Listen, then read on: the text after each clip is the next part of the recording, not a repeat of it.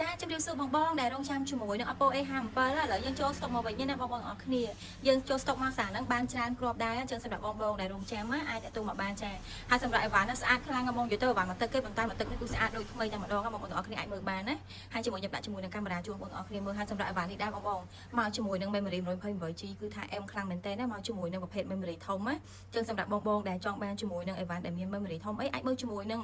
model Oppo A57 នេះបាននិយាយទៅអត់ងាយមានណាបងបងសម្រាប់អីវ៉ាន់នេះដែរនេះបង RAM 8ជាមួយនឹង memory 128G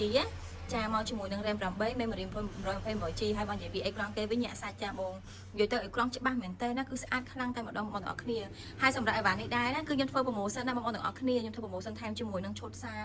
ចាអញ្ចឹងសម្រាប់បងបងទិញវគ្គហ្នឹងគឺបានទាំងឈុតតែម្ដងណាបងបងចំណាយត្រឹមតែ 250,000 រៀលទេណាបងប្អូនទាំងអស់គ្នាបានទទួលជាមួយនឹងឈុតសាបានទទួលជាមួយនឹងស្រោមដាក់ទូរស័ព្ទហើយនឹង screen មកកាពីកញ្ចក់នឹងការរៀបចំកម្មវិធីជូនបងប្អូនទាំងអស់គ្នាមកស្អាតតែម្ដងនិយាយទៅកំងរួចហើយទៅដល់យកទៅដល់ដាក់ SIM គឺប្រើតែម្ដងហើយសម្រាប់អីវ៉ាន់នេះដែរគឺអាចប្រើប្រាស់ SIM បាន2ជាប្រភេទអីវ៉ាន់មកទឹករបស់កំពុនណាបងប្អូនទាំងអស់គ្នាអញ្ចឹងសម្រាប់បងបងដែលមានតម្រូវការជាមួយនឹង Oppo A57 កុំភ្លេចធ្វើការឆាកចូល page ណាយើងមានសេវាកម្មផ្ញើជូន25ខែក្រុងជាមួយនឹងសេវាទូទាត់លេខក្រុមហ៊ុនអរគុណ